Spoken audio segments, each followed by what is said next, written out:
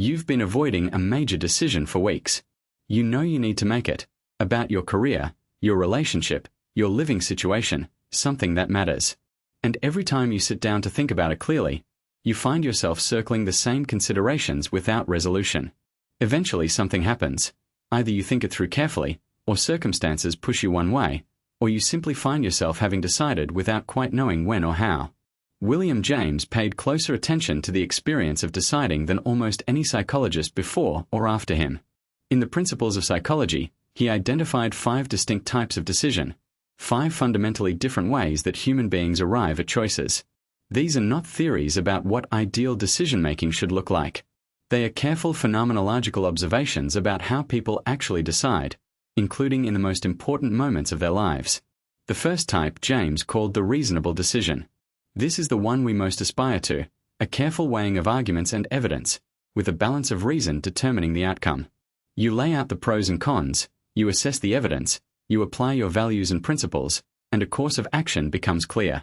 This type feels intellectually satisfying and is most appropriate for decisions where evidence genuinely is available and relevant.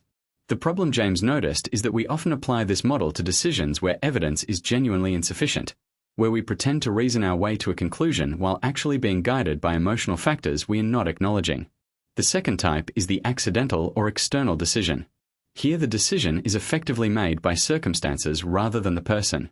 You've been paralyzed between 2 apartments when one suddenly gets taken off the market, and you take the other. You've been unable to decide whether to leave your job when your company announces layoffs, and the decision is made for you. There is no shame in this type of decision. The person who cannot decide in the face of insufficient evidence is often actually responding wisely to genuine uncertainty, and the random tipping factor is just a socially acceptable way to commit. James noted that we often need an external trigger to get off the fence, and there is nothing irrational about using one. The third type is the willful decision.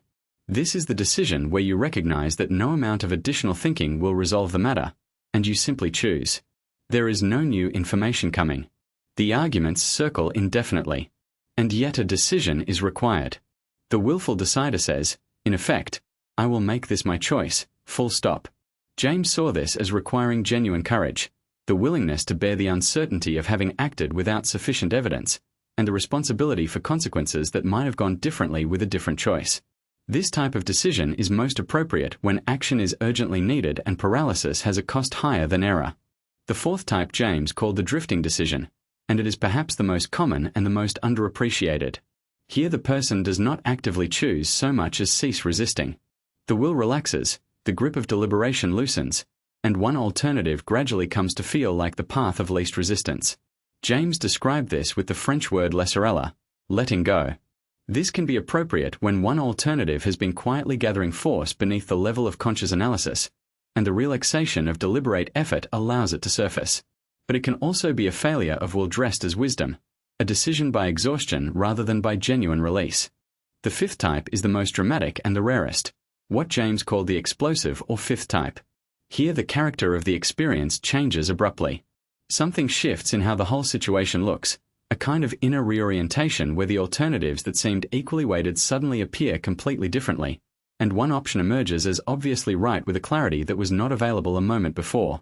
This is less a decision than a perception. The person does not so much choose as see clearly, for the first time, what was always going to be chosen. Religious conversion, major life transformations, sudden resolutions of long-standing moral dilemmas, these often have this quality. What should we do with James's taxonomy? First, recognize which type of decision you are actually making in any given situation. The person who thinks they are making a reasonable decision but is actually drifting, allowing circumstances and habit to decide while performing the motions of deliberation, is fooling themselves in a way that matters. Second, match your decision type to the situation. Reasonable decisions are appropriate when evidence is genuinely available. Willful decisions are appropriate when time pressure makes paralysis costly. Explosive decisions, when they come, should be trusted if they arise from genuine inner clarity rather than impulse. And drifting decisions, made consciously rather than by default, can be among the wisest choices available when a matter genuinely exceeds what analysis can resolve.